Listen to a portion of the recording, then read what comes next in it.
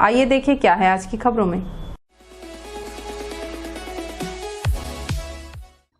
जांजगीर लोकसभा क्षेत्र की प्रथम महिला सांसद ममतामयी मिनीमाता जी की 50वीं पुण्यतिथि कार्यक्रम शासकीय मिनीमाता कन्या महाविद्यालय के प्रांगण में स्थापित प्रतिमा पर पुष्प अर्पित व माल्यार्पण कर मनाई गई।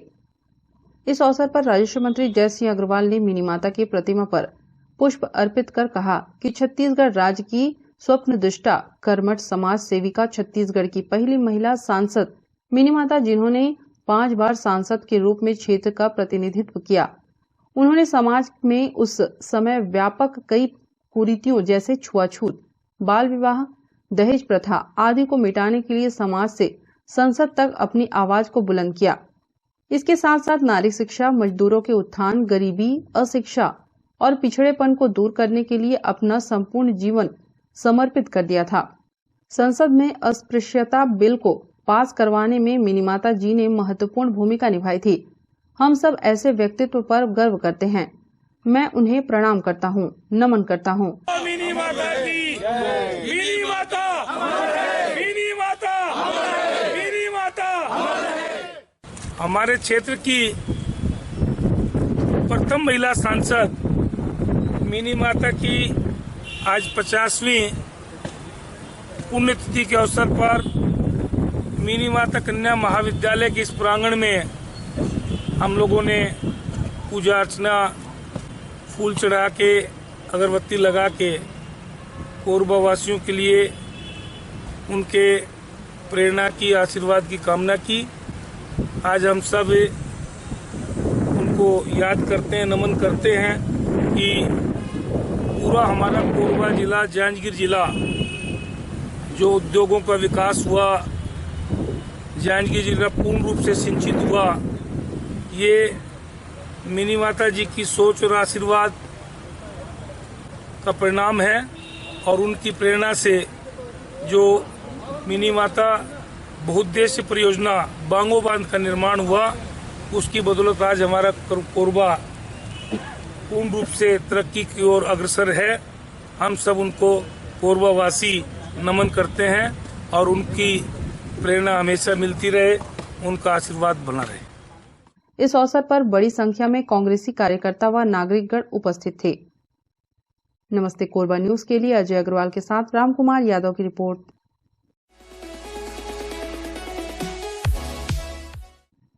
जिस रक्षा सूत्र से राजा बलि की रक्षा हुई थी, वही रक्षा सूत्र हमारे भाई की रक्षा करेगा। इस भावना के साथ हजारों बहनों ने विधायक एवं राजस्व मंत्री जय सिंह अग्रवाल की कलाई पर राखी बांधी। रक्षाबंधन पर राखी बांधने का यह सिलसिला सुबह 11 बजे से आरंभ हुआ, जिसमें 10,000 से अधिक बहनों ने जय सिंह अग्रवाल की कलाई पर राखी बांधी, जिसमें प्रजापिता ब्रह्मा कुमारी की बहनों ने भी राजस्व मंत्री जय सिंह अग्रवाल को राखी बांधी। प्रतिवर्ष की परंपरा अनुसार कोरबा के आशीर्वाद पॉइंट टीपी नगर में यह आयोजन भाई बहन के स्नेह को परिभाषित करने में सफल रहा। इसके माध्यम से यह भावना भी मजबूत हुई कि रिश्तों की जड़ें इसी तरह सिंचित होती है। क्षेत्र की बहनें रक्षाबंधन पर विधायक जय सिंह अग्रवाल को कई वर्षों से राखी बांधते आ रही हैं। पूर्व में हुए अनुभव के आधार पर अब की बार रक्षाबंधन के कार्यक्रम के दौरान सभी की सुविधा को ध्यान में रख आगंतुक बहनों और परिजनों की अगवानी, स्वागत सत्कार से लेकर बहनों की बेहतर पार्किंग के लिए अच्छी व्यवस्था की गई।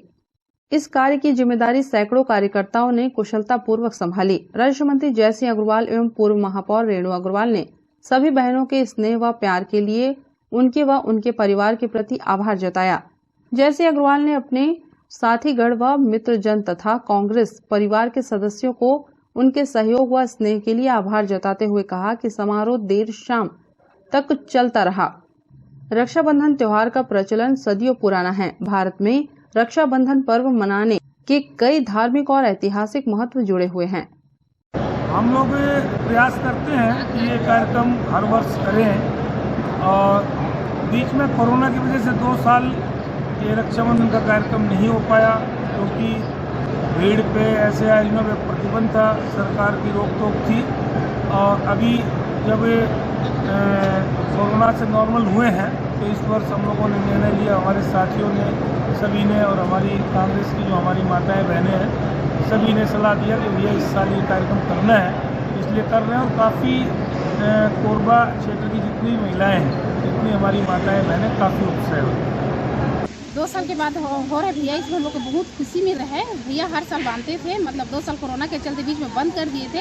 अब इस साल फिर बांध रहे हैं, जिसमें पूरा हमारा कोरबा जिला का जितना लेडीज है सभी वार्ड का पूरा इसमें आ रहे हैं और आगे बढ़ के पूरा हिस्सा ले रहे हैं पूरा, है ना, भैया के राखी की खुशी में। और बहुत खुशी मिल रहा है और एक बार फोन में बताने से पूरा लेडीज लोग आ रहे हैं।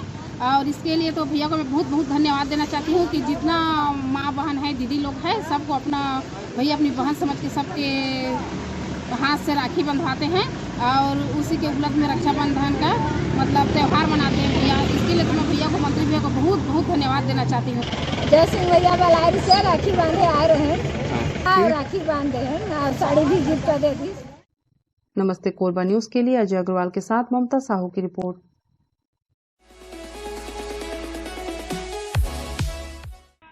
भाई बहन के पवित्र रिश्ते को लेकर मनाया जाने वाला पर्व गुरुवार को जिले में धूमधाम से मनाया गया। हालांकि मुहूर्त को लेकर लोगों में असमंजस की स्थिति बनी रही। इस दौरान सुबह से देर शाम तक शहर की सड़कों में भारी भीड़ देखी गई। परंपरा के अनुसार बहनों ने अपने भाइयों की आरती उतार, माथे पर तिलक लगाया और मुंह मीठा कराते हुए रक्षा सूत्र के रूप में हाथों की कलाई में राखी बांधी। रक्षाबंधन का पर्व गुरुवार को पूरे उत्साह के साथ मनाया गया।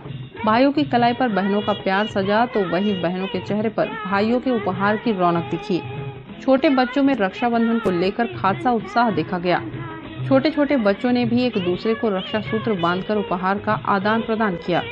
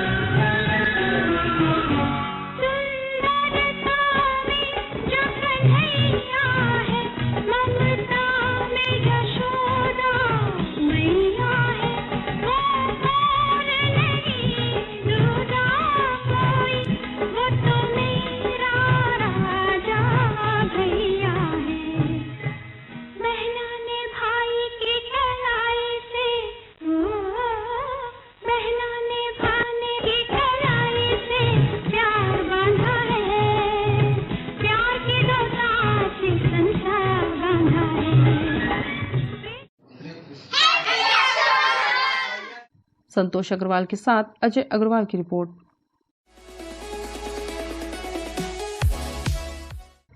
प्रदेश में युवाओं को रोजगार एवं बेरोजगारी भत्ता की मांग को लेकर अभियान के तहत एक विशाल मशाल यात्रा सिविक सेंटर बालको में निकाली गई।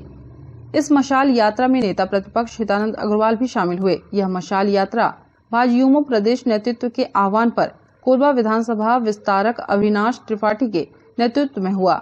24 अगस्त को भाजयुमो छत्तीसगढ़ द्वारा विधानसभा का घेराव किया जाएगा। पार्टी जिंदाबाद जिंदाबाद जिंदाबाद, भारतीय जनता पार्टी जिंदाबाद जिंदाबाद जिंदाबाद। कांग्रेस सरकार के द्वारा और झूठा मैनिफेस्टो लाकर बेरोजगारों को छला गया। न केवल बेरोजगारों को छला गया, महिलाओं को, किसानों को, सबको छला है भूपेश सरकार ने। और छलने के पश्चात झूठा वादा करके सरकार में आ गए। सरकार में आने के पश्चात आज तक युवाओं को जो उन्होंने वादा किया था 10 लाख नौकरी देंगे, आज तक उनके द्वारा नौकरी नहीं दिया गया। विधानसभा में जब प्रश्न उठाया गया तो जवाब में ये आया कि अभी तक केवल 18,970 नौकरी दी गई है। 10 लाख का वादा करने वाले भूपेश के द्वारा अभी तक 0.6% रोजगार भी यहाँ पे लोगों को नहीं दिया गया है। 2500 रुपए और बेरोजगारी भत्ता देंगे, उसके हिसाब से 3 साल का 1,10,000 रुपए प्रत्येक बेरोजगार को देना निकलता है। आज छत्तीसगढ़ में जितने भी बेरोजगार साथी हैं अपना मांग करते हैं कि उन्हें 3 साल का 1,10,000 रुपए और बेरोजगारी भत्ता दिया जाए, रोजगार दिया जाए। भूपेश सरकार ने वादा खिलाफी किया। इसके साथ ही साथ यहाँ के कोरबा के जो मंत्री हैं, जो विधायक हैं, उन्होंने भी कोरबा के बेरोजगारों का और जनता का ध्यान नहीं दिया। कोरबा के बेरोजगार साथियों को उन्होंने कोयला चोरी में लगा दिया। यह रोजगार उन्होंने दिया। भूपेश सरकार लोगों को रोजगार तो नहीं दी, लेकिन उन्हें घर घर शराब बेचने के काम में लगा दी। इस प्रकार से यह भूपेश सरकार को जाना चाहिए और बेरोजगारों के साथ जो उन्होंने अन्याय किया है, बेरोजगार उन्हें छोड़ेंगे नहीं। इस बार सरकार उनकी और बेरोजगारों के द्वारा यह कसम खाया गया है कि जिस प्रकार से उन्होंने बेरोजगारों को बेवकूफ बनाया है, आने वाले दिनों में और उन्हें भूपेश सरकार को हटा के बेरोजगार दम लेंगे और यह करेंगे। आज भूपेश सरकार के वादा खिलाफी को लेके बालको मंडल में आज प्रदेश कार्य समिति सदस्य और अविनाश त्रिपाठी, पूरी टीम, पूरे साथियों के द्वारा आज मशाल यात्रा विरोध प्रदर्शन के रूप में निकाला गया है। विरोध प्रदर्शन करते हुए सभी लोगों ने संकल्प लिया है कि भूपेश सरकार को हम उखाड़ फेंकेंगे। सिविक सेंटर और अन्य प्रमुख स्थानों पे मशाल यात्रा आज निकाली गई है बालको मंडल अंतर्गत। और प्रदेश कार्य समिति सदस्य अविनाश त्रिपाठी और उनके साथियों ने संकल्प लिया है कि यदि उनको जल्दी रोजगार नहीं दिया गया तो वह अपने मार्कशीट की छाया प्रति भी विरोध प्रदर्शन के स्वरूप में जलाएंगे। आप सभी युवा साथी से आग्रह है कि 24 अगस्त को राष्ट्रीय अध्यक्ष तेजस्वी सूर्य आ रहे हैं। हमें उनके आंदोलन को बढ़ाने के लिए तेज तरार शक्ति के साथ हमको रायपुर चलना है 24 अगस्त को। यह सबसे निवेदन है युवा साथियों से। विधानसभा घेराव। नमस्ते कोरबा न्यूज के लिए संतोष अग्रवाल के साथ रामकुमार यादव की रिपोर्ट।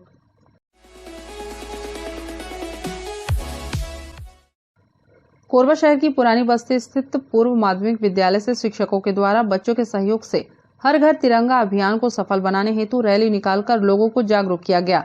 इसके साथ ही उनसे अपील भी की गई कि आजादी के 75वीं वर्षगांठ के उपलक्ष्य में आयोजित हर घर तिरंगा अभियान को सफल बनाएं और अपने घरों में तिरंगा जरूर लगाएं।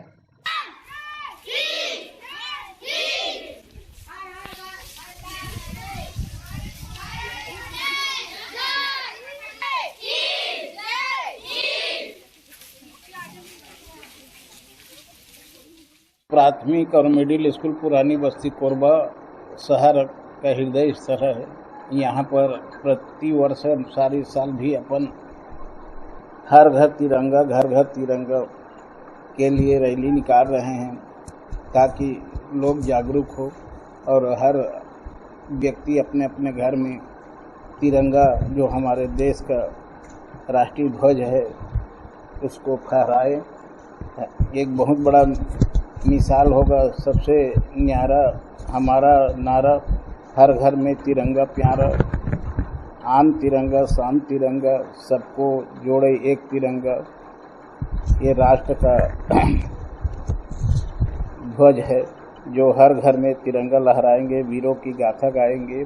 इस तरह से हमारे बच्चे को तैयार किए हैं ताकि वार्ड क्रमांक 4 में हर घर में तिरंगा का उपयोग हो सके और 15 अगस्त की आज़ादी के पावन पर्व पर इस तिरंगा ध्वज का सम्मान करते हुए हमारे बच्चे और पूरा स्टाफ जागरूक करने के लिए रैली निकाल रहे हैं। नमस्ते कोरबा न्यूज के लिए रामकुमार यादव की रिपोर्ट। छत्तीसगढ़ प्रदेश के लाखों कर्मचारी केंद्र सरकार के समान 34% महंगाई भत्ता एवं 7वें वेतनमान के अनुरूप गृह भाड़ा भत्ता की मांग को लेकर 25 जुलाई से 29 जुलाई तक 5 दिवसीय आंदोलन किया था। इसी कड़ी में कोरबा जिले के प्रमुख 3 खंडों के धरना स्थल में प्रमुख रूप से जिला मुख्यालय कोरबा, कटघोरा एवं पाली के कर्मचारी अधिकारियों का प्रत्यक्ष सहयोग रहा। 5 दिवसीय आंदोलन से सरकार के द्वारा किसी भी प्रकार की मांगों के संदर्भ में विचार नहीं किया गया है, जिस पर छत्तीसगढ़ कर्मचारी अधिकारी फेडरेशन की प्रांतीय बैठक राजधानी रायपुर में रखी गई थी। इस बैठक में निर्णय लिया गया है कि 22 अगस्त से अनिश्चितकालीन हड़ताल की जाएगी। मुख्य सचिव ने अपना प्रमुख सचिव की अध्यक्षता में 2 बार बैठक हुई और उस पर मुख्यमंत्री जी से जो पदाधिकारी आए उन लोगों ने जो है तो चर्चा करने का और निर्णय लेने का आश्वस्त किया है हम अपेक्षा कर रहे हैं कि हो सकता है अभी जो है तो माननीय मुख्यमंत्री जी अभी 15 अगस्त के अवसर पर उसको जो है तो घोषणा में लें, और यदि ऐसा करते हैं तो निश्चित तौर से कर्मचारी जगत और पूरा फेडरेशन उसके लिए उनको आभार भी जताएगा। यदि ऐसा नहीं हुआ तो निश्चित तौर से 22 तारीख से हम लोगों का जो अनिश्चितकालीन हड़ताल का जो एक सूचना है उस पर हम लोग जाएंगे, जो ना तो कर्मचारियों के हित में है, न राज्य शासन के हित में है और न ही आम नागरिकों के हित में है, परंतु ऐसा करने के लिए हम विवश हैं।